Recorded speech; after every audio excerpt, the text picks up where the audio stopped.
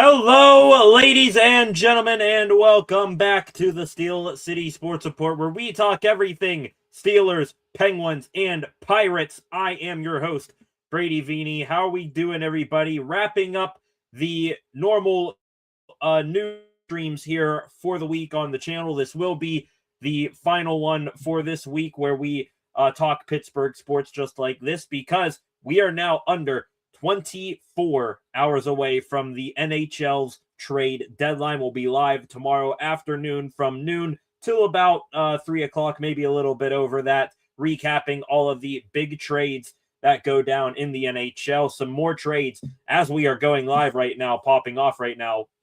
Since we last talked last night, there's been about 5, 6, maybe even 7 more trades in the NHL. None involving the Pittsburgh Penguins quite yet, but we will cover them.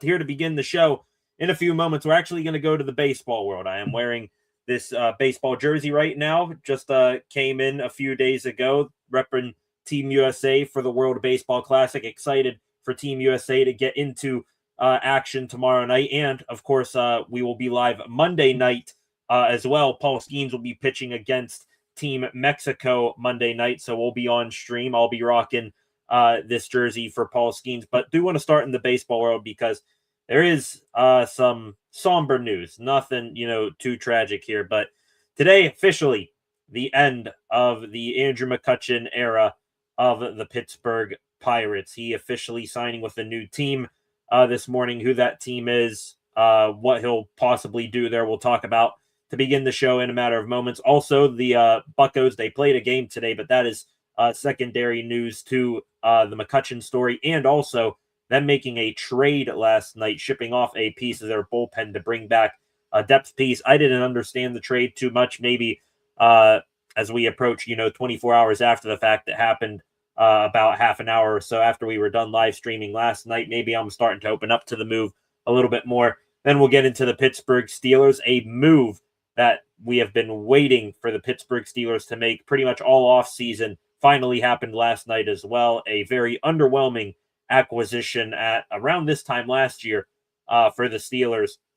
He is now off the team. It was a failed experiment, really, on all sides of this scenario. He is now gone, and now the Steelers need to pivot to NFL free agency, legal tampering period opening up Monday night, and would love for them to get a wide receiver. A good wide receiver just went off the trade market today. We'll talk about that as well. And then we'll get into the Pittsburgh Penguins news of the day. The Pens here in about, I'd say, an hour and 15 minutes. They will be dropping the puck against the Buffalo Sabres. This will be their final game before tomorrow's trade deadline. Speaking of the deadline, Kyle Dubas was on the radio last night, and he talked in depth about what's going on with Evgeny Malkin. Is he going to be re-signing? Talked about a few other guys on the team, and the Penguins' approach to the deadline. As fun as it is seeing all the deals keep trickling in over the next 24 hours for the NHL trade deadline, do not expect the Pittsburgh Penguins to make a massive addition unless Kyle Dubas is throwing a smokescreen out there, though I tend not to believe him.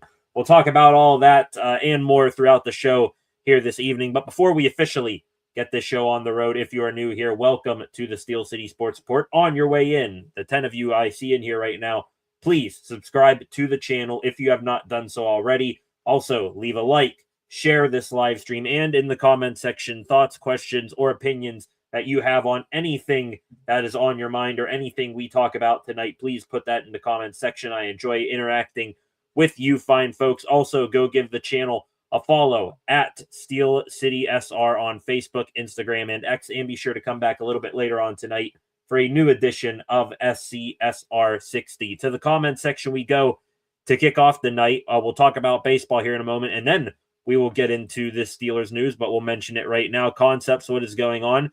Hey, Brady, did the Bills overpay for DJ Moore? I was thinking a third at most, considering the contract and age. He will be 29 in April.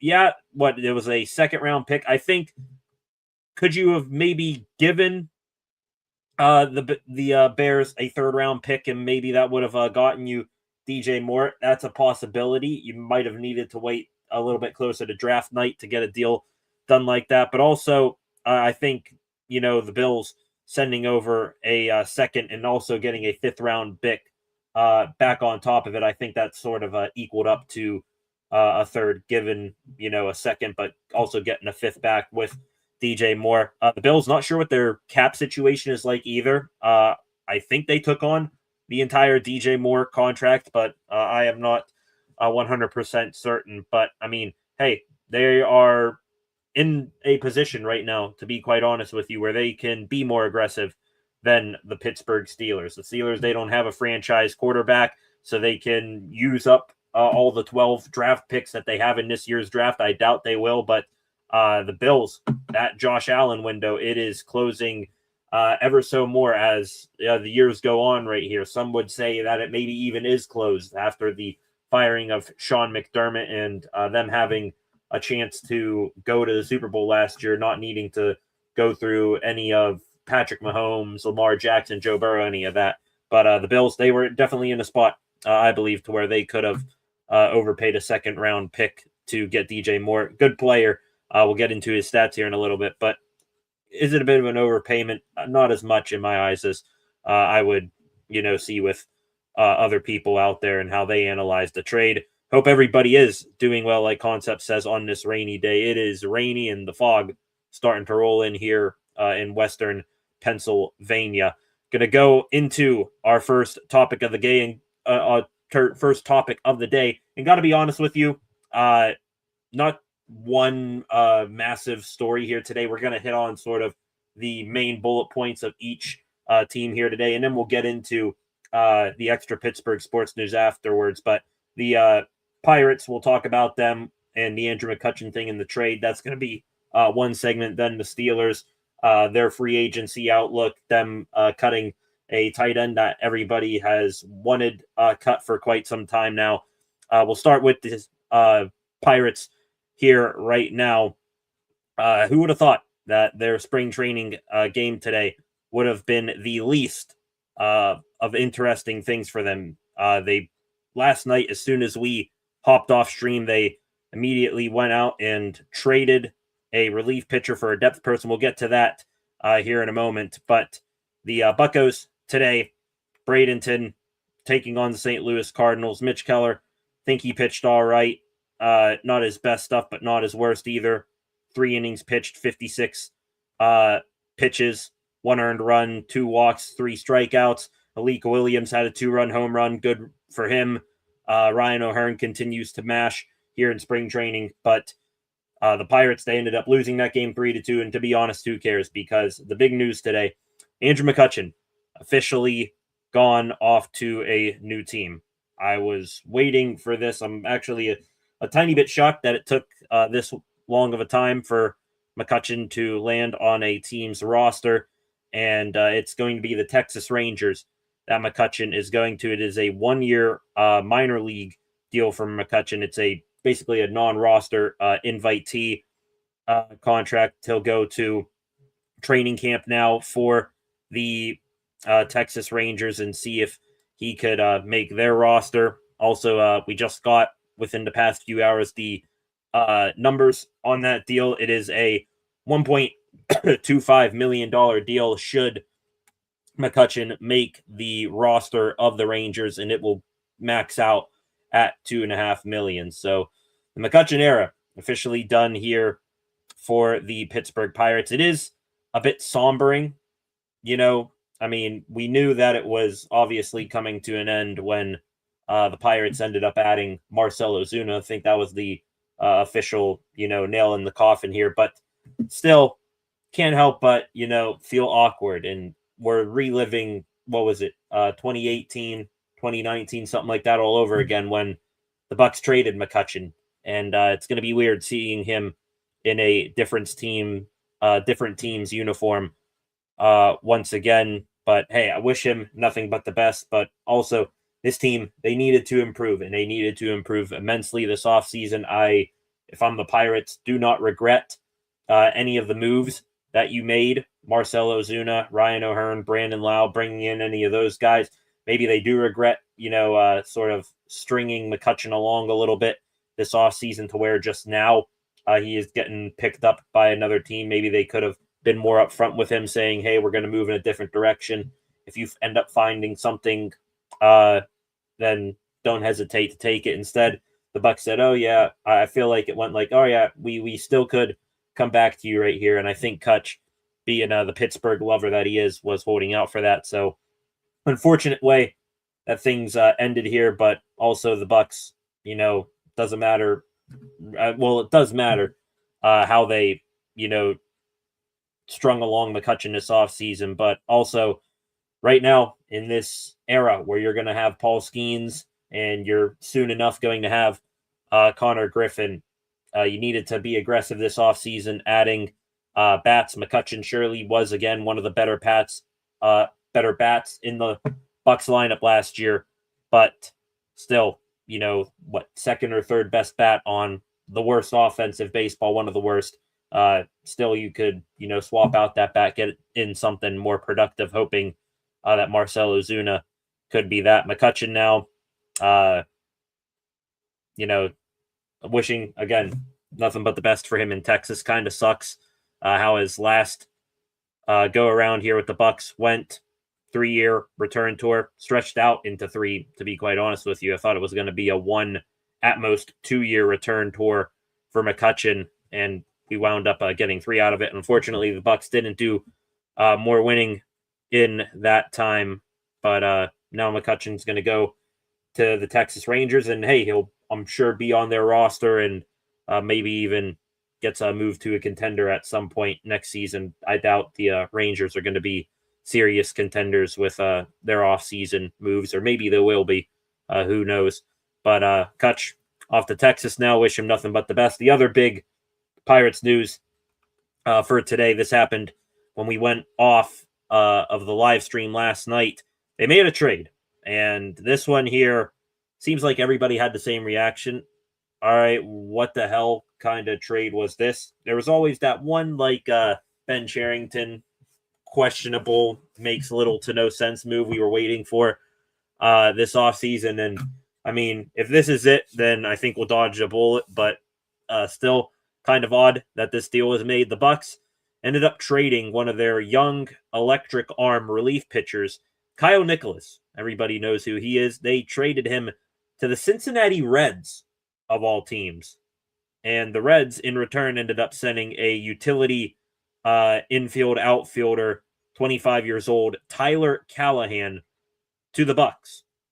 First, I want to start by what the Bucs gave up in this. Nicholas, apparently this deal has been talked about before. The Reds wanted Nicholas and the Bucs wanted Callahan. But in terms of Nicholas, I thought he had a good shot now that guys like David Bednar and Caleb Ferguson and Aroldis Chapman, those guys have now moved on to different teams. I thought Nicholas getting an extended look in the big leagues was certainly an option, and maybe he could have developed into that back end of the bullpen, 6, 7, or 8 inning reliever before Dennis Santana. Now he's off to Cincinnati, and the Bucs over the past few years, they have been a pitching factory. So I find it weird that they all of a sudden move off of a pitcher who I thought had some stuff to his game. Maybe the Bucs know something we don't know, but Nicholas, now off to the Reds, thought he would have been given a shot in the big leagues this year and still had some juice and potential left in him. But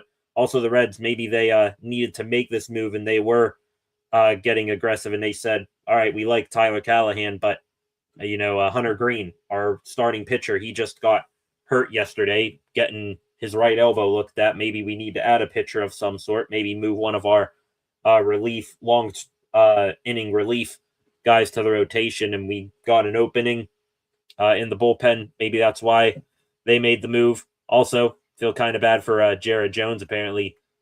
Jones, Nicholas, Paul Skeens, some sort of brotherly love triangle right there that Jones was all bummed out about. But hey, Jared, fortunately, it's going to be a business, baseball is, so hopefully he doesn't take it too hard. As a matter of fact, Jared Jones, of all people, don't want to say he can't do it, but Jones, not the biggest or more,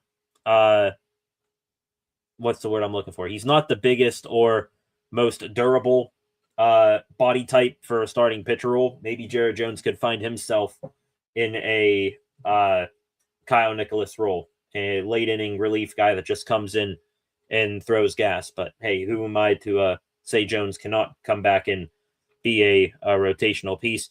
On to Tyler Callahan, though, gotta admit, I was a little weirded out by the acquisition. Barely heard of this guy. I did hear of him before, but did not know what all he was about. 25 years old, plays all over the place. I think he's got second base, third base, left field, and first base capabilities. 25 years old, in the minor leagues last year. 303 batting average, a 908 OPS. That is pretty good. Ends up getting called up to the Reds last year, and then goes 1 for 6 with an RBI.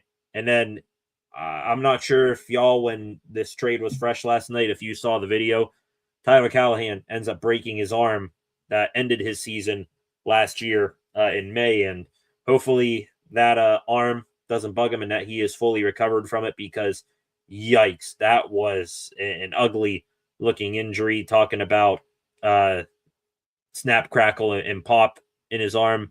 If you want me to go into any more detail on it, I'm not going to. But Callahan here, where does he fit on the Pirates roster? Maybe he starts out in AAA, I don't know. But the Bucs, I do think they were looking to add some sort of guy like this in the offseason. They sniffed around guys like Willie Castro in the offseason. They also did their homework on guys like Luis Rengifo and Yohan Moncada, these guys that can play multiple positions in the infield and maybe a little bit of outfield as well. Sounds like Callahan, instead of the Bucs, I don't mean to call out these guys. I think they're having pretty good springs. Instead of the Bucs, being forced to keep up here a Billy Cook and a Nick York type of guy, then maybe Callahan could fill both of those roles. I think York, sort of a first baseman and outfielder type guy. York can play all around the infield. Well, Callahan,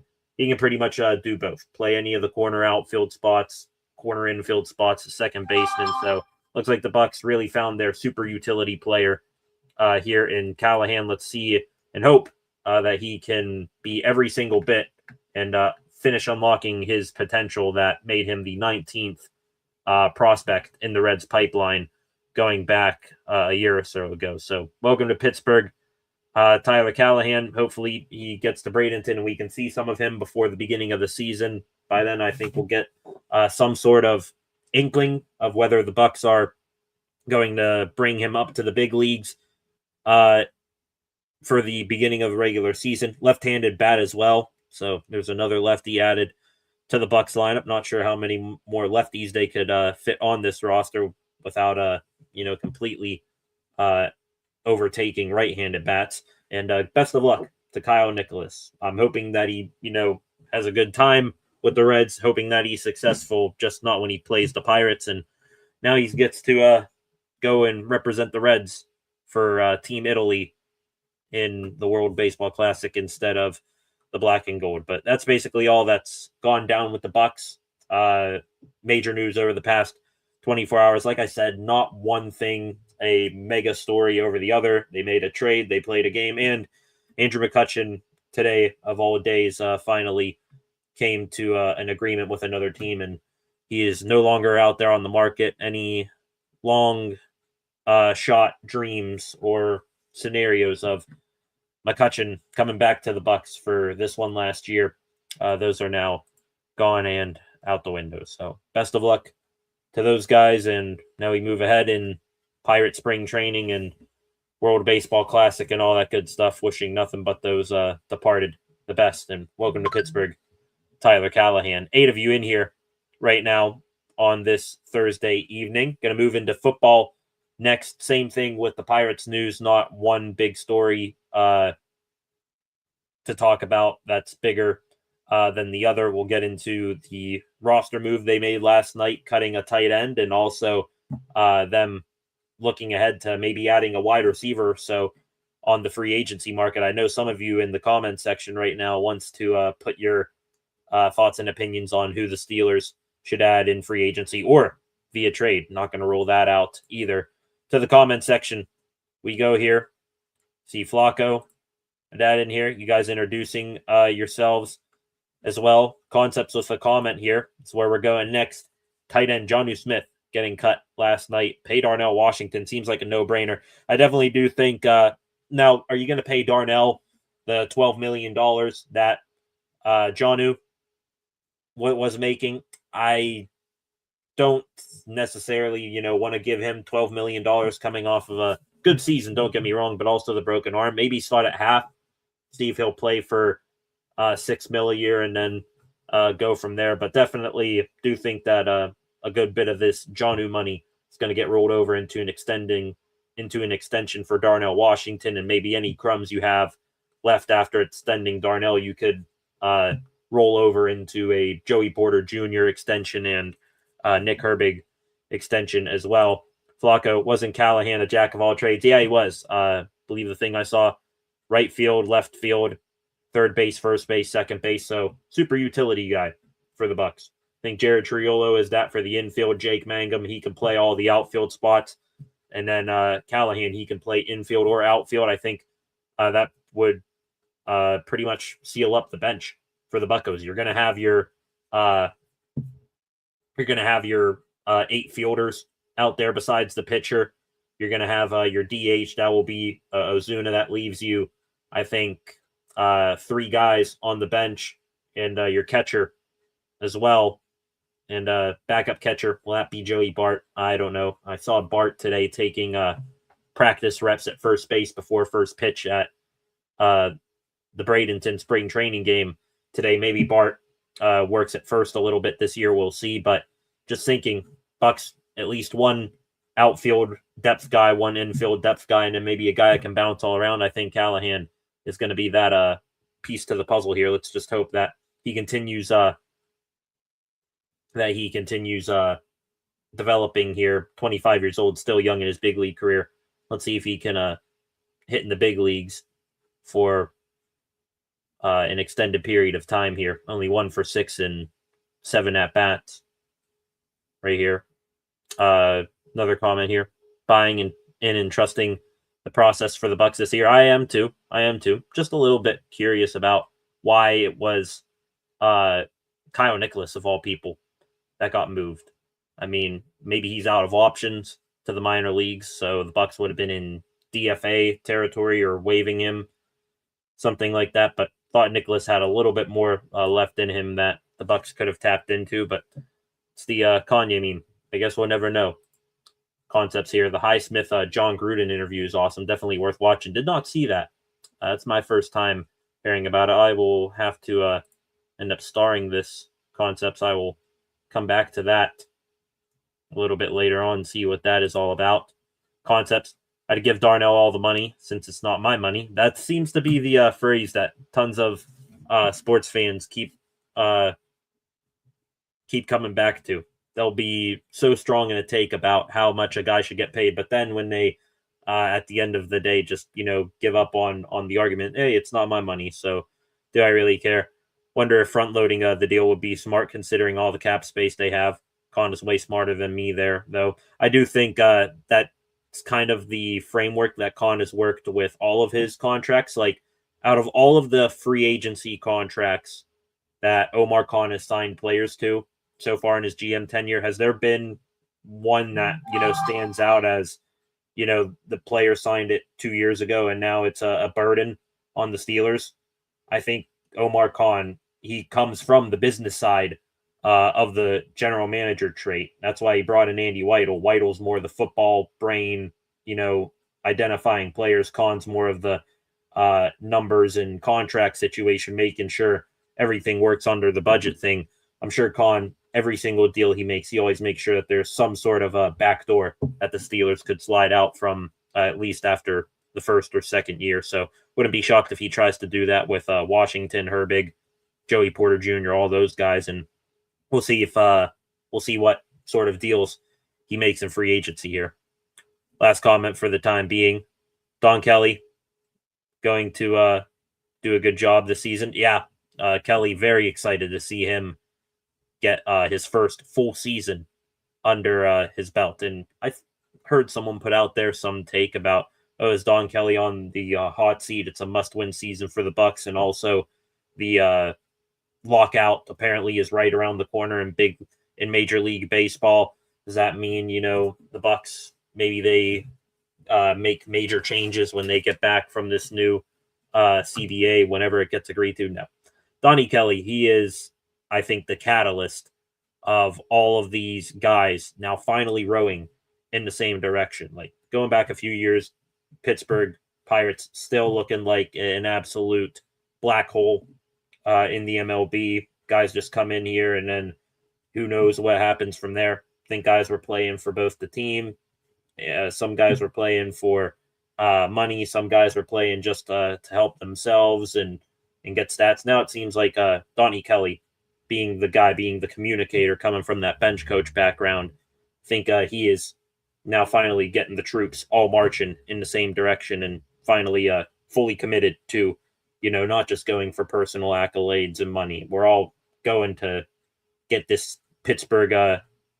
historic Pittsburgh baseball franchise back to its winning ways and get some of the good times and good vibes back in the city. So love Donnie Kelly for that. I think he is going to do a good job this season. We'll see. It's got a low bar to clear, I think, when it comes to in-game decisions, like who to put in what spot, what relievers to bring in, who to pinch hit when, defensive alignments, all that. So roster construction or lineup construction too. I think Donnie Kelly's got a little bit of a low bar to clear with that one compared to his predecessor here. Flacco here. Care about the money, but Washington is a runaway train and is worth at least 10, 12 will make him happier, of course. I'm not saying that he isn't, worthy of getting, the exact Jonnu Smith contract, $12 million or whatever. Just saying that I'd start him low because this is his first big boy contract, and the first big boy contracts, maybe they come in a little bit lower than what everybody else expects. Also, Washington, new offensive system here. You're going to want to pay him a whole bunch of money without knowing for sure how he's going to fit exactly into this Mike McCarthy offense. Also, you're still paying Pat Freiermuth over $10 million. Maybe you want to bring Washington in just a little bit out under him to keep morale high with Pat Freiermuth. Show him that, hey, you're still our number one. You're not going to get replaced by this guy. The money shows it as well. That's what my thoughts on it. There's multiple things you got to think about when it comes to these contract negotiations. Comment here from Concepts again. Brian Cook, safety from the Chiefs, maybe a good fit, physical and rangy with good coverage skills. I think he's played some slot too. Versatility is a good thing. I think Jalen Ramsey is going to be sort of half rolling between safety and slot again. I would love to get Brian Cook like that. Good fit, physical. I like that, rangy. Also, I think Jalen Thompson or someone safety from the Cardinals, maybe he can come in as well. It's going to be intriguing to see what sort of guys the Steelers identify with this new coaching staff. I mean, honestly, we don't 100% know what sort of guys the Steelers are going to target here in this free agency cycle. We used to be able to go off of 19 years of experience and watching what the Steelers do in the offseason. Now, this time, they could add anybody, and we'll then dissect it there and then. But I do like Brian Cook. I think I liked him coming out of college, but we'll see how aggressive they are on the defensive side of the ball this free agency cycle, and maybe they're a little bit aggressive on the offensive side here because, hey, offensive-minded head coach McCarthy here. Now we're going to move into the Steelers talk officially. We just hit on it a little bit there. Back to what I believe Concept said and Flacco a little bit earlier. Officially, the move that we have all been waiting for this offseason came at some point last night. Jonnu Smith, no longer the Pittsburgh Steelers tight end number 2. He, after being acquired last year in the Jalen Ramsey, Minka Fitzpatrick trade, he is now off to a new team once again. Steelers cutting him, saving $7 million in cap space. That now will give the Steelers about $47 million in cap space to work with in this free agency cycle.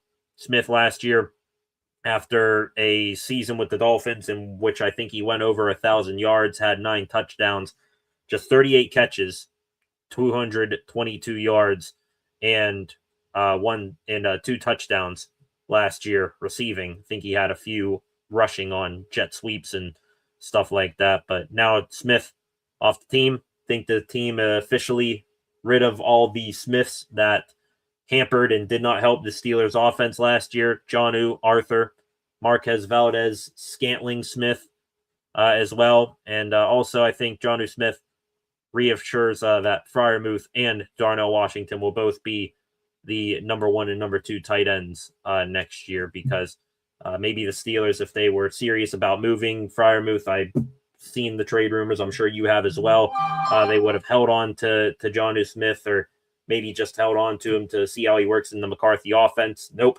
Saving money. It's going to get allocated to somewhere better. So there goes Jonnu Smith. Good luck elsewhere. We barely knew ye. Maybe he tries to pull a Trinidad Chambliss thing right now, tries to find some sort of eligibility for college to go join Arthur Smith at Ohio State. And now that this on a few days before free agency opens, now we turn our eyes to free agency and adding a wide receiver, at least one, to this team before the NFL draft. With that, we give the whole poking of the stick meme to Omar Khan, saying, hey, Omar, what are we doing here? Can we get something going? Because the Bills, we mentioned it at the top of the show, they got aggressive today, trading a second-round pick to the Chicago Bears to get DJ Moore, 5th-round pick as well on top of Moore. Moore in his 3 years, I believe, with the Bears, 244 catches, over 3,000 yards, 20 touchdowns. And now he gets to go to Josh Allen. At price, did I want to give up a second-round pick? No, but could maybe the Steelers have thrown another draft pick or 2 with a 3rd to get DJ Moore? Would have loved to have him right now. I think he's that perfect, medium route type runner who can find space over the middle and work the intermediate stuff for the Steelers. Steelers have not had one of those in quite some time, really, since Deontay Johnson, and the wheels fell off of that bus in a hurry. So would have been a good get for the Steelers. But now seeing that DJ Moore only took a 2nd, and you also got a 5th-round pick back along with him, that should give little to no excuse for Omar Khan to make a move and add a wide receiver here before the draft. I mean, A.J. Brown still being dangled out there. We'll see what type of return could be there for him. I know there's crazy stuff going on between him and the Eagles where they don't see eye to eye, and there's inner organization turmoil right there, but they're still asking for a lot for him. Brian Thomas Jr., I think, would be the ideal guy that all Steelers fans want. Still young, 2 years of control left on him. Maybe you could slide a 2nd-round pick his way. I think Brian Thomas Jr. would be well worth the 2nd pick, even more than DJ Moore. Jalen Waddle, maybe via trade, you can get. I think the Dolphins are still looking for a 1st-round pick for him, but hey, they're going into a rebuild mode. Tyreek Hill's gone, Tua's gone. They cut a bunch of people on defense with more to come. Maybe they say, hey, let's officially hit the blow-up restart button and trade Waddle, see what sort of a 1st or a 2nd-round pick we can get for him. I doubt the Steelers would give a 1st-round pick for Waddle, but 2nd, I'm doing it all day long. And then there's the free agents, too. I mean, just sort of going through the free agency list right here, seeing if any one guy sticks out to me. Alec Pierce, another big go-get-it downfield, big playmaker like DK Metcalf. Steelers, I think, could use another one of those to then pair with an intermediate route guy. Pierce would work. Wan'Dale Robinson feels like a wide receiver 3 move more than a 2. Mike Evans, I don't think there's any interest just because of the age. Same thing with Tyreek Hill. Deebo Samuel, could that be on the table? Reading off of a list here. If you get the Deebo from 2 years ago, I'd be on board with it. But I mean, what he did in Washington had some good spurts, but still gotta wonder when the wheels are going to fall off with him and his style of play. Romeo Doubs, I think, would be a good get for the Steelers. Sort of that middle ground between a deep downfield go and get a guy and an intermediate route guy might work here. Rashid Shaheed, I think, would be ideal for the Steelers. They looked at him at last year's trade deadline, ended up coming up short in those negotiations to the Super Bowl champion Seattle Seahawks. Now time for redemption, maybe for Omar Khan. Jawan Jennings, cool, but is he my first, target on this list? No. Be okay with it, but just okay. Still would add a wide receiver in the first round. Stephon Diggs, no. Keenan Allen, no. Jahan Dotson, maybe if you want a high-end third. I don't think he's a number 2. Marquise Brown, I think his best days are behind him. Calvin Austin just got new representation yesterday in the Drew Rosenhaus tree. I think that makes negotiations tougher for the Steelers to re-sign him. I don't think he's going to be back. Christian Kirk, after seeing what he did to the Steelers might do what they always do. There's always that one move every offseason for the Steelers where they go into a regular season, they see one player just single-handedly kick their ass, and then they make it their mission to then get that player the following offseason. Kenneth Gainwell was that last year. Christian Kirk, he could be that this year. We'll see. This guy just got let loose today, released from the Atlanta Falcons. Tell me if you guys would like him. Darnell Mooney, 2 years with the Atlanta Falcons, now over 96 catches, little over 1,400 yards, 6 touchdowns. If he's going to be, a minimum guy, I think he was under a big contract with Atlanta. If he's going to be a sign for around league minimum, a little bit over that, I look into that for the Steelers. Does have at least a little bit of experience playing number 2. If not, he'd be a very, very, very high-end wide receiver 3, works the intermediate stuff. And if the Steelers are serious about going and getting a wide receiver in the first round, I don't think Darnell Mooney, compared to some of the other guys on this list, are going to block him for long. So would be all on board the Darnell Mooney train if on the Steelers. Also, I think provides a little bit of special teams ability. And I think that's pretty much it for all the top names on the free agency market. See DeAndre Hopkins, no thanks, 3 years too late right there. Zay Jones doesn't really flash or intrigue me. Jalen Tolbert could be a guy to watch out for. Played for McCarthy in Dallas. Now he's available. He had a good game against the Steelers, I think 2 years ago, something like that. So keep an eye on Tolbert. Gabe Davis, I think injuries and father time have done him in. Hunter Renfrow, too old. Treylon Burks, not sure how he really did in Washington after getting cut loose from. So tons of names, some good, some sort of middle in the road. I don't think would really make that much of a difference if, you bring back Calvin Austin at beyond par with that move. And then some guys that I'm big know about. But please, in the comment section, who are your favorites on this list? To me, just looking at the guys that I think the Steelers could really, really use, Rashid Shaheed, Romeo Doubs, Christian Kirk, you got Darnell Mooney. I think those guys I would look for the Steelers to add. Jawan Jennings maybe as well.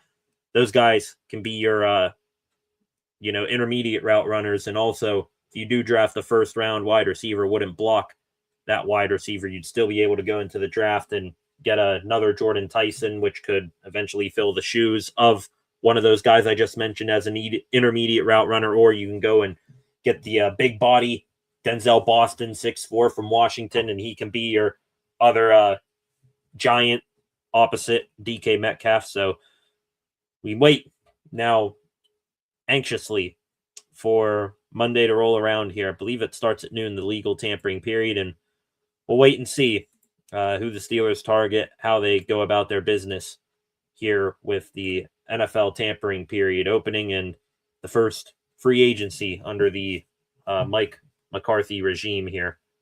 could be in for some surprises, but we'll wait and see here. Looking here at the comment section again.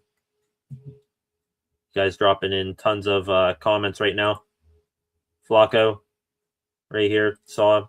Look at TJ Watt. We waited and waited, and the price went up. Washington's first contract, might as well pay that instead of losing him, wanting 15 or something like that, crazy years later. I could see that too, Flacco. I could see that too. Also, I think you brought up the injury thing here. You and Concepts arguing about that. Don't think Darnell Washington's injury prone. Just freak that the dude made out of metal broke his arm. Don't think it's going to affect him here, but I would give Darnell 12, but just maybe want to try to save a little bit of money, give him something low, see if he bites initially, and then we'll go from there here. Concepts, they could add anybody now. They could even add a wide receiver. Sorry for the lame joke. No, you're good. You're good. Let's hope that they add a wide receiver. This is now year 3 of Omar Khan trying to fix this problem. Has yet to do it. Now, half-decent crop of number 2 wide receivers, and then, of course, the draft fairly deep at wide receivers. Got a double dip. If you are Omar Khan, need to throw everything you got at fixing this thing once and for all. Especially since you're going to be in a more offense-centric team with McCarthy. You might be able to bring back Aaron Rodgers, give him some more weapons because he's only getting older, and then also bring in as many offensive weapons as you can for either someone you bring in free agency or a young guy like Will Howard or a possible draft pick. Some of your reactions to the free agent names I just mentioned. No Debo. I could understand that. Didn't he put on some weight too? So wide receiver, he's now starting to work his way out of being that, quick, elusive Debo Samuel that was lighting it up in San Francisco. Now he's getting older. Pounds are getting put on a bit, and maybe the wheels starting to fall off a little bit, or at least they're loosening up. I'm not a Shaheed Truther, says Flacco. I just love the speed and, the return abilities. When's the last time the Steelers have had an electric returner as well? Calvin Austin occasionally, like once a year, would maybe break off a big return. But, I mean, they tried Cordero Patterson. That failed. Ray McLeod, like Calvin Austin, maybe flashed every once in a blue moon. Rashid Shaheed, he can be a return threat for you on an every punt and kickoff return basis. So I would love him for that as much as what he brings to the wide receiver position, which I do think could, not be all that far off from a number 2 type production.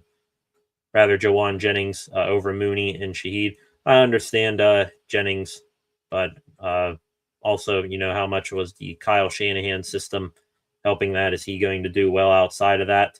Do like Darnell Mooney a lot. I think Shaheed, someone's going to overpaid for him, but Mooney, he could be like a poor man's Rashid, help on special teams and offensively. And Jawan Jennings, I think he would be more of a blocker and a seal sign delivered wide receiver too, when I'd also want to take a shot on a guy like that in the draft as well.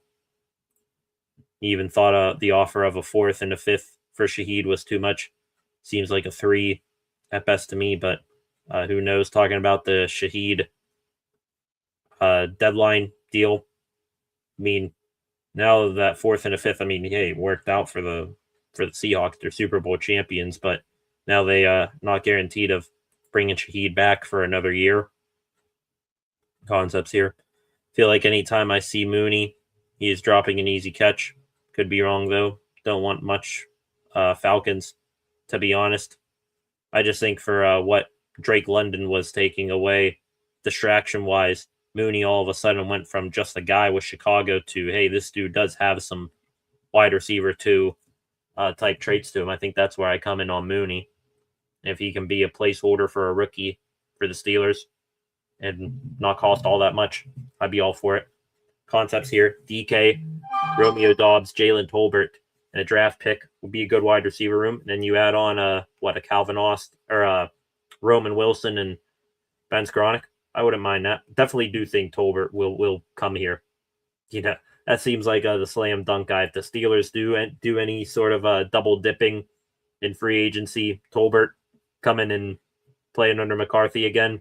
I think that one could be pretty easy guess. Flacco here. What about Ayuk? Ayuk really soured any interest that I have in him. Maybe if it's like you swing and miss on like your top 5 to 7 guys on the free agency market at wide receiver, then maybe you come back to Ayuk for a league min deal. But I'd probably even take Tolbert over Ayuk right now. Had the knee injury, then had the big blow up with San Francisco. Little bit of trouble off the field, driving his car and all that too. Actually, someone in the AFC North just did that again last night. Find out who it is here later on in the show. But Ayuk really turned me and I think a lot of people off of him with every single crazy story and happening that went down in San Francisco last year. Ayuk vet min for sure, or close to it. Would be worth the risk, but I mean, still a risk that could blow up in your face again. And I'm looking for more concrete solutions here and not risks. No argument. We're agreeing. Just playing devil's advocate from the GM perspective. Agreed to their concepts. Agreed. Boston or Jacoby Lane if Lemon is gone. Yeah, just trying to think here. Now, see, we're 49 days away from the draft now. I'm not going to act like I know for sure what sort of round projection these guys are going to go in yet, but ideal first round pick, regardless of, free agency here for the most part. Lemon, Boston, Jordan Tyson. I really like a bunch.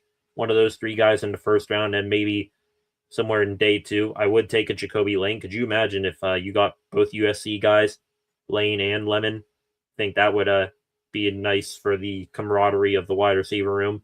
But also Malachi Fields would be a guy I would be all about getting on day 2.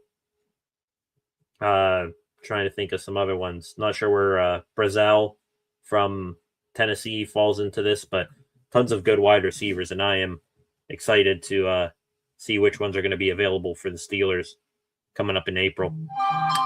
5 of you in here right now. Welcome to the Steel City Sports Report. On your way in, please subscribe to the channel. There's another good one right there. Omar Cooper Jr. Love him. Elijah Surratt as well from Indiana. 2 Indiana guys right there. Want to switch up gears one last time here, and then we'll get into the extra Pittsburgh sports news of the day here. Gonna begin wrapping up the show here in the next little bit. Back to the NHL world. Trade deadline now under 24 hours away. We're looking more in the 21-hour range away from the trade deadline. It's at 3 p.m. tomorrow. And the Pittsburgh Penguins, are they going to make a big move? Are they going to make a small move? I think we got the answer from general manager Kyle Dubas last night. Dubas did join a Pittsburgh radio station, talked about a handful of things, but the 2 biggest ones, Evgeny Malkin and his approach to trade deadline. Getting the Malkin thing out of the way here first. Dubas did last night say that he spoke to, said he did talk with Malkin about the future, but they didn't, get into anything. He said that Malkin is a franchise icon, deserves respect, said he's having a spectacular season, also said that his future with the team is a private matter. Dubas said that he and J.P. Barry, Malkin's agent, will speak again at a later date. I like this from Dubas. People, I think, are going to be freaking out a little bit, saying, why don't you give Gino the contract extension right now? What are we doing? Then he'll go to free agency and go somewhere else. I think Malkin likes Pittsburgh a lot to where he'd be able to wait to the offseason and still want to come back. And also, 2 things with Gino. Is he having a fantastic year? Absolutely. Also, is he's still able to get injured. And then, hey, 39-year-old, when you get a serious injury, there's really no coming back from it. Yes, I don't blame the Penguins and Dubas from maybe saying, hey, let's see if he can get through the rest of the season.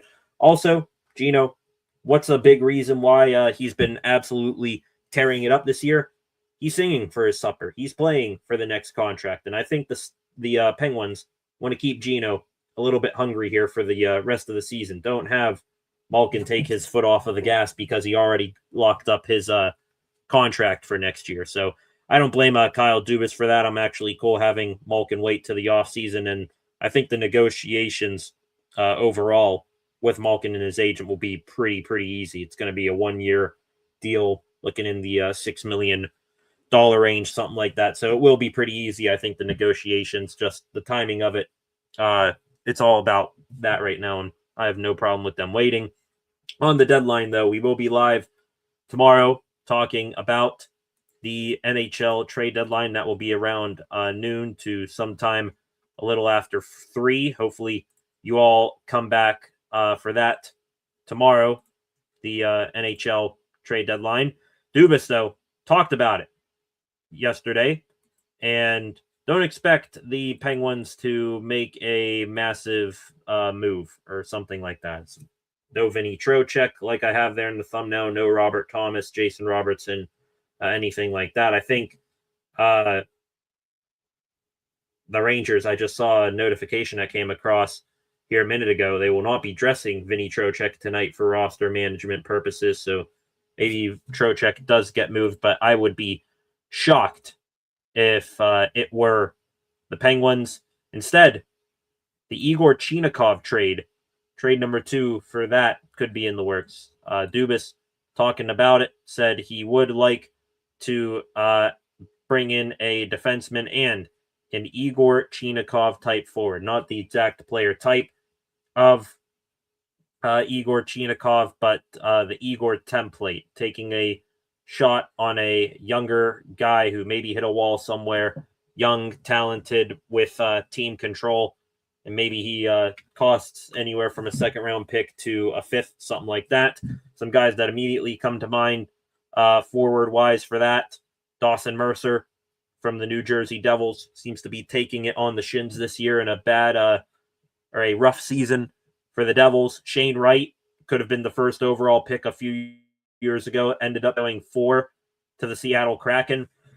Has not been able to unlock his full potential there. Kent Johnson of the Columbus Blue Jackets. The Jackets said they are not interested in moving him, but would be a guy that I think Kyle Dubas would salivate over getting. So expect a young forward, a young centerman specifically, coming to the Penguins should they be able to get a deal done in the next 24 hours. And also, defense-wise, not sure what they would add. Maybe it's a right-handed guy to fill in for Connor Clifton. I think the left side of your defense is pretty set. You're going to have Parker Wotherspoon, Ryan Shea, who's having a hell of a year, and Sam Girard, who you just brought in last week.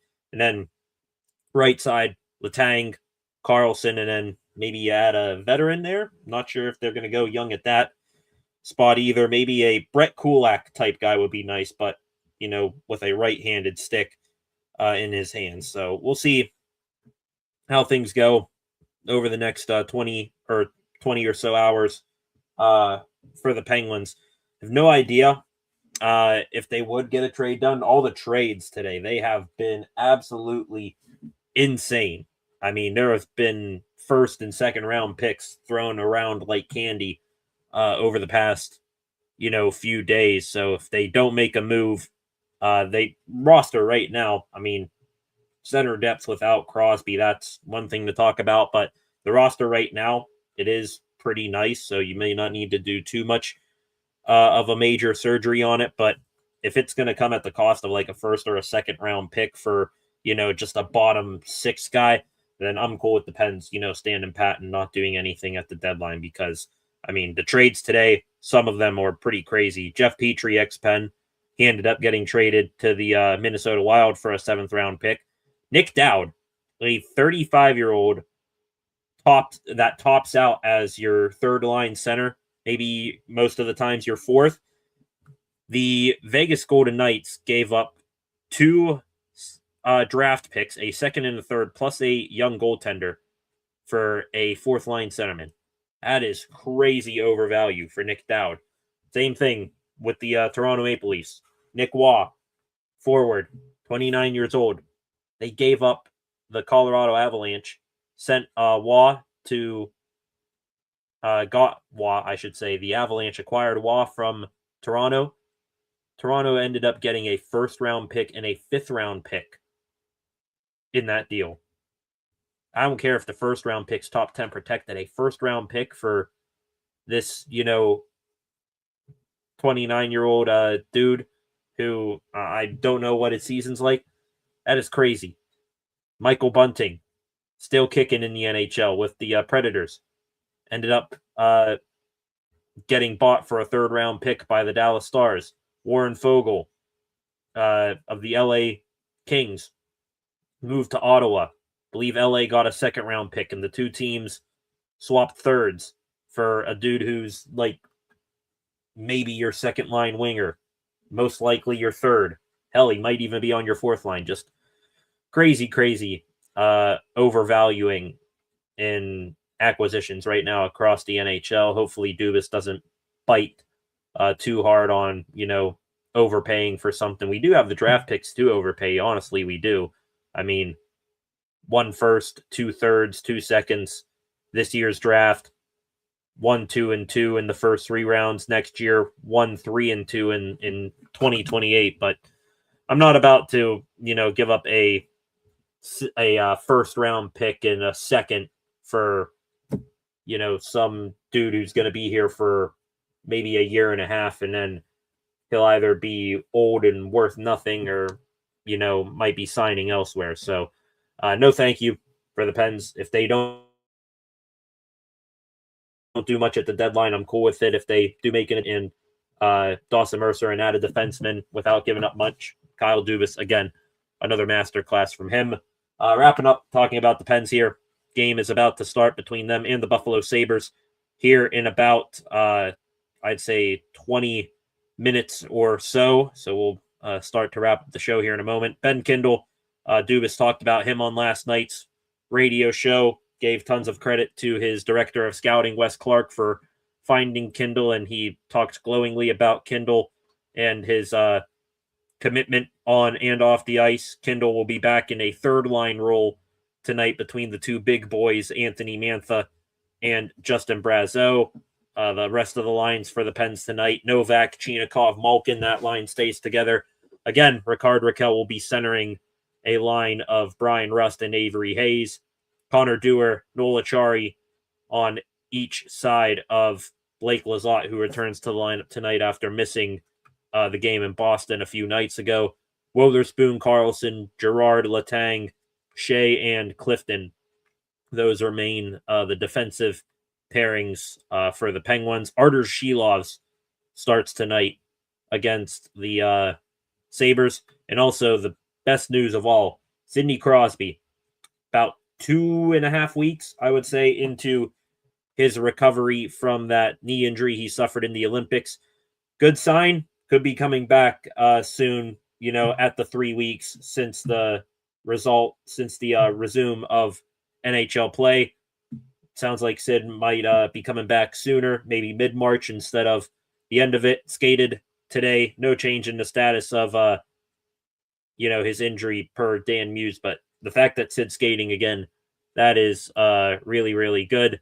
And Sid and his injury at the Olympics, Kyle Dubas spoke on that last night as well. Dubas, I think, as you know, he's extraordinarily diligent and is going to do everything he can. He always puts his team first, and his way of doing that is making decisions that are totally selfless over there in Milan, and then coming back here and really doing everything he can to get back and help the Penguins. So Dubas talking glowingly, of course, about Sid and how he always does what's right for the team and is working tirelessly to get back out there on the ice. Can't wait for Crosby to do so.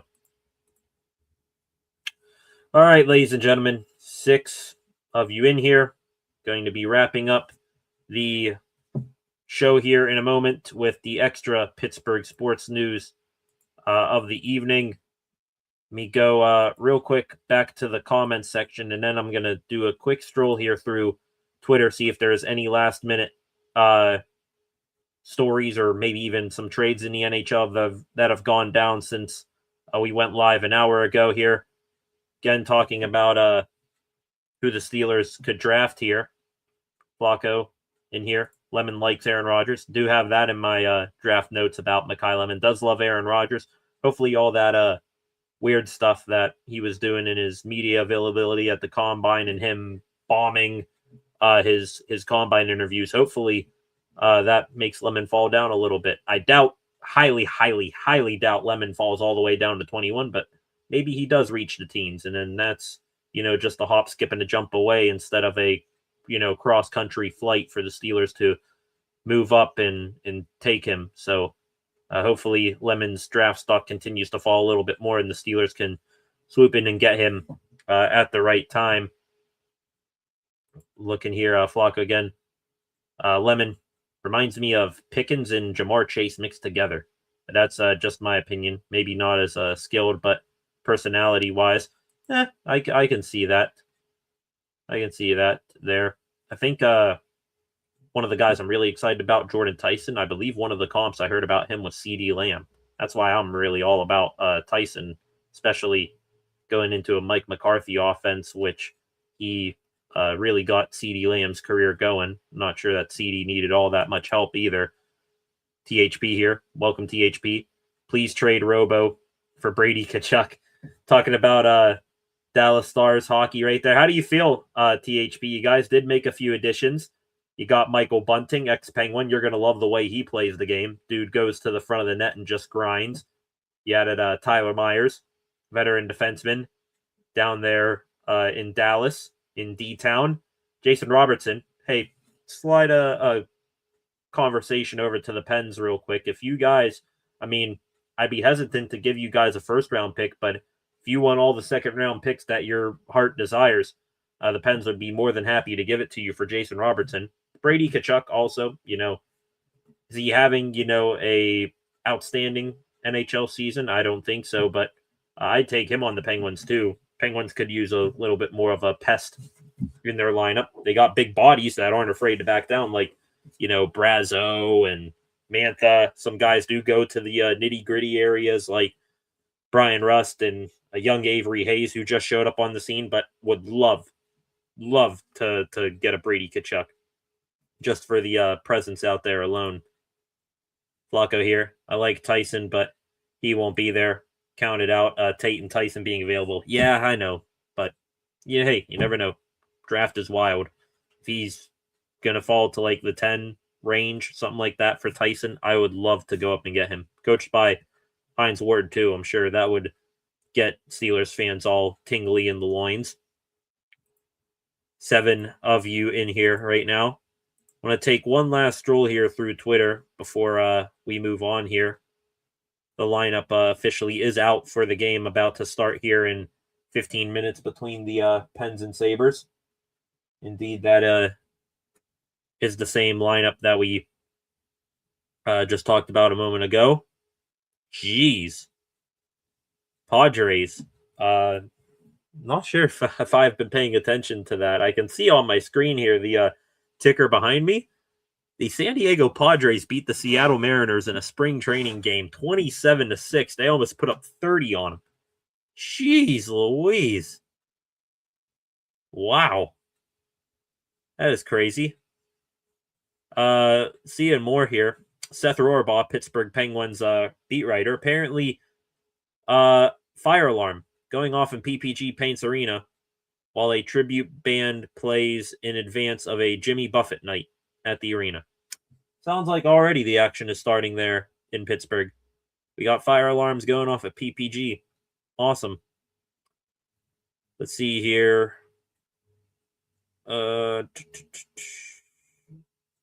Matthew Nyes could be available. Young winger from the Toronto Maple Leafs who would take a massive offer that they can't turn down. Yeah, not going to be a guy for the Pens then. Would be interesting, though, but I think Dubas is looking for more of a dude who can rotate in at center, too, for young guys on the market.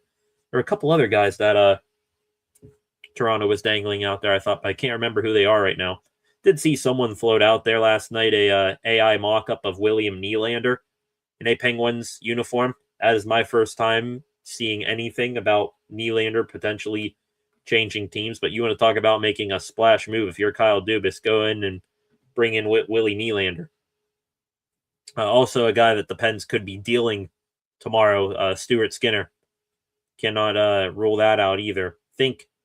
We're talking about the Pens adding here and only giving up draft picks. If you want to maybe go in and wonder who the Pens on their current NHL roster could send in a package the other way, wouldn't rule out Stuart Skinner. Definitely not. I mean, would I be cool if he stays on the roster after tomorrow? Absolutely. Think that playoff experience, the very much of it he has, would be good for the Pens in case Artur Shilov's craps the bed down the stretch and Sergei Murashov isn't ready. Anthony Mantha, another one-year deal guy like Skinner. Mantha was brought in the offseason to do exactly what he's doing right now. Revital his career a little bit, put up some decent points, and then get traded at the deadline. Well, now we're the position where the Pens are in. Could be holding on to him, but could be in a deal if the Pens wanted to bring in someone bigger, I would say. Trying to think of who else would be available. No one on the fourth line. Tommy Novak? Not sure how you want to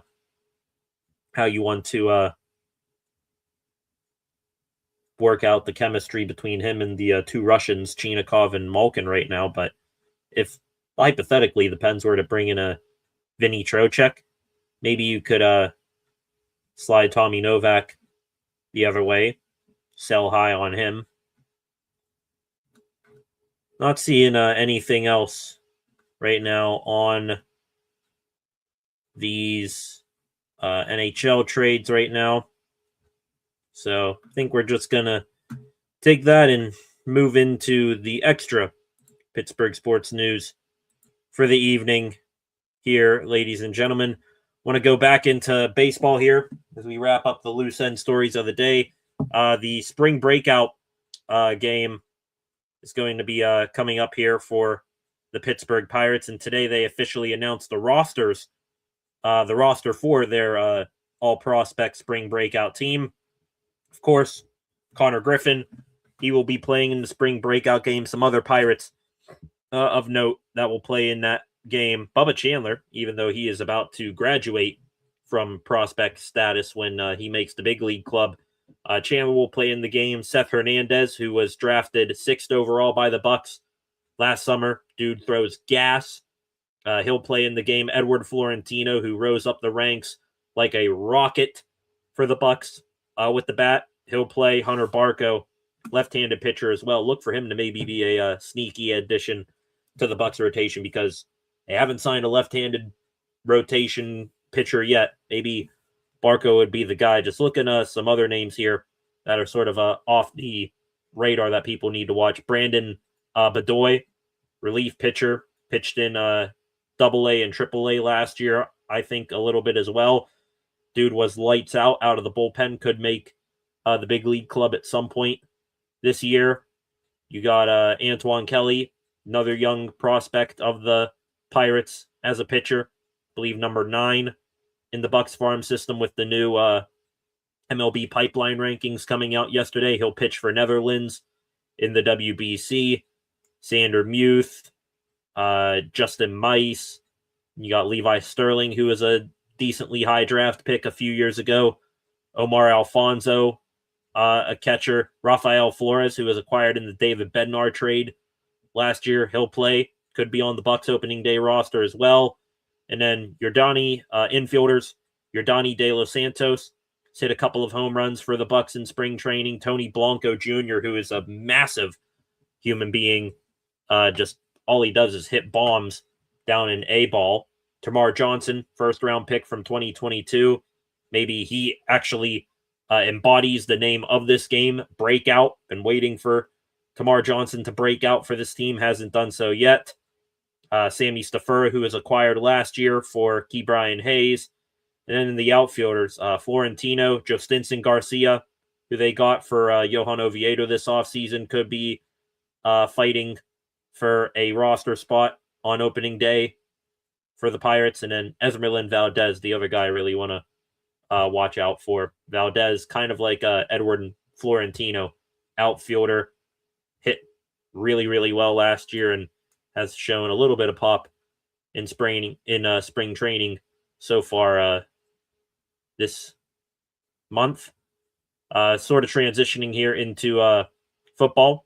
Apparently, Oakland Athletics general manager David Forst said that baseball, he and his baseball representatives for Kyler Murray, they know that we're always open to exploring a return to baseball with the A's if that time ever comes. So maybe Kyler Murray, becoming a free agent in the NFL, maybe he could turn back to baseball, which he was drafted in the first round by the A's. We'll see if Murray decides to leave baseball behind and walk through that door. We'll see if Murray comes to Pittsburgh. If he joins the Steelers on a cheap deal. Be hilarious if Murray does both. If he goes to the Steelers and then also the Bucs work out a trade to where Murray be able to play for the Pirates. Wouldn't mind that. A guy who also could be a quarterback for the Steelers. Apparently this Trinidad Chambliss eligibility case is going into a new situation, new development again. The NCAA is appealing Chambliss's preliminary injunction, which granted him eligibility. So will Trinidad Chambliss be available on draft night for the Steelers? Will he not? I don't know. If the Steelers want to take a mid-round flyer on Chambliss, I'd be here for it. Calvin Anderson, Steelers offensive tackle who got cut a few days ago. He officially made his thank you and goodbye post to the city of Pittsburgh. Good luck to him, wherever he may go next. We'll give tons of credit to Calvin Anderson, almost an unknown guy coming here from New England. And then at times when he has been called into duty at left tackle, he was pretty solid, but the injury unfortunately did him in. Best of luck to where he goes. This one just random here, but it is hilarious. Apparently Logan Paul challenged any NFL player to a fight, and he would give them $1 million if they beat him. Well, looks like Le'Veon Bell could be stepping up to that challenge. He did fight box, I could say, Adrian Peterson in one years ago. So Bell versus Logan Paul. Sign me up. I'd be here for it. Last two things here relating to the Steelers today. Browns fans, they are going to defend Myles Garrett on the field till kingdom come. Off the field, though, don't know how much ground they're going to have to stand on. How much ground they have to stand on.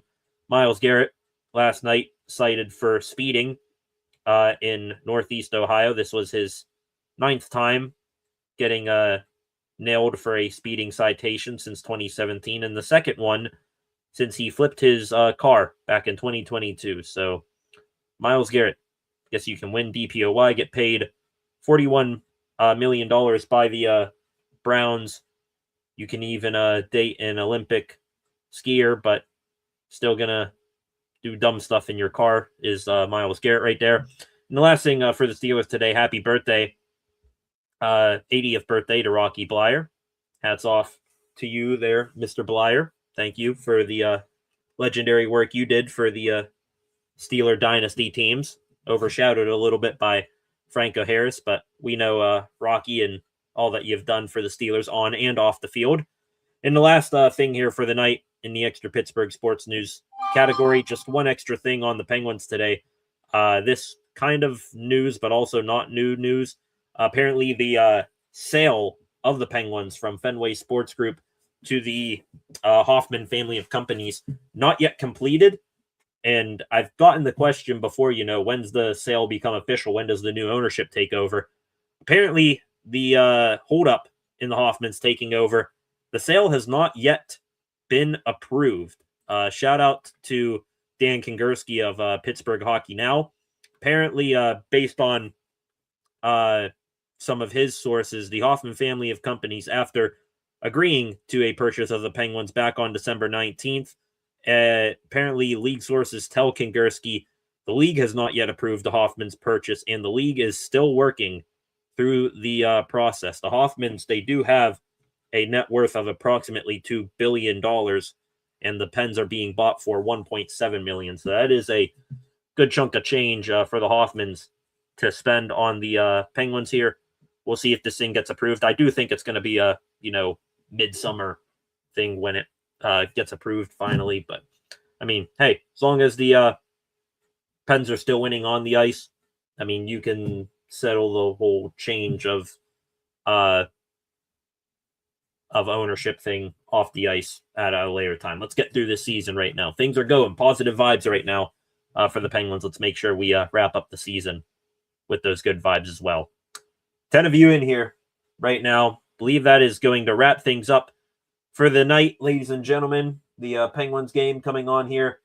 To my right, in a matter of moments, the pre-game intro and pyrotechnics. Well, not pyrotechnics, but light show and all that. That's going on right now. So I think we're going to wrap things up there. Last few comments here from Flacco and company. Flacco, we should be doing something crazy. The draft in our city, we got to move up. I'm excited for that, but it also worries me. I think Art Rooney has been fighting so damn hard for Pittsburgh to get the draft that he might do something aggressive, but also really, really stupid, to where we might overdraft a Ty Simpson or a Drew Aller. We might, mortgage a good chunk of the future to move up and take someone high in the draft.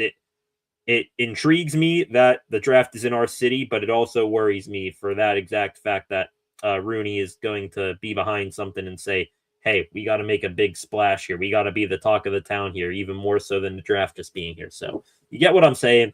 I would like for the Steelers to, do that, but also it better be the right move, because that really, really scares me. It feels more so like just because the draft is in Pittsburgh, they make a big move just for making a big move sake, which I do not agree with here. Miles just keeps proving he's trash. Concepts here. Yeah, I mean, you think, 2022 rolling your car over, that would teach you a lesson. Hell, back a few years ago, I took a fender bender, little bump on the behind in a car I was driving, and now all of a sudden since that day, my senses are heightened. But apparently Myles Garrett didn't really think anything much of it. Wonder what sort of issue he's going to face this time. Is he going to get his license revoked? Something like that? It's got to be bound to happen soon, right? Wonder if he accused the cops. Yeah, no, I'm not going to get into that. But, I mean, does he know the situation? Fool me if I make this one mistake, shame on me. Guess he hasn't learned that part yet, the shame on me part. So, all right, ladies and gentlemen, I think that is going to wrap it up here tonight. I want to thank you all on stream for over an hour, almost an hour and a half again tonight. Again, just a one last reminder of what's going to happen in the next 24 hours. As soon as I'm hopping off, done on here, going to do the SCSR 60 for the evening, and then tomorrow night there might be an SCSR 60, there might not. We'll see what happens when we get to that point. But tomorrow, no live stream like this, no talking about the Steelers unless something massive happens. Same thing for the Pirates. We won't be talking about what goes down in spring training tomorrow. Instead, tomorrow, fully locked in on the hockey. We will be live tomorrow for the NHL trade deadline that starts at noon. I'll pop up my graphic for that here in a moment. The live stream is already made. It's already up on the channel for tomorrow's NHL trade deadline. Go be sure to subscribe to the channel. Click notify me when live. Do that after the fact here. So live tomorrow afternoon for the NHL trade deadline. Hopefully some big stuff pops off during the stream, and it's not just me recapping all the stuff that went on today and yesterday for a couple of hours. So hopefully you all come on back for that tomorrow. And on your way out, please be sure to subscribe to the channel, turn on notifications so that you never miss a thing. Like this live stream, share this live stream in the comments section. Anything on your mind after the fact, be sure to leave there. I'll drop you a like and maybe even give you a response. Check out SCSR60 later on tonight. Go give the channel a follow at Steel City SR on Facebook, Instagram, and X. And come on back tomorrow, noonish, NHL trade deadline live coverage. Have a good rest of your Thursday night, ladies and gentlemen. Penguins game coming on here to my right momentarily. Let's go, Pens. End this pre-deadline start to the season on a hot streak. Maybe add a few guys over tonight and tomorrow morning. And we'll be back here tomorrow to recap anything that goes on with the Pens. So have a good rest of your Thursday night, everybody. Peace.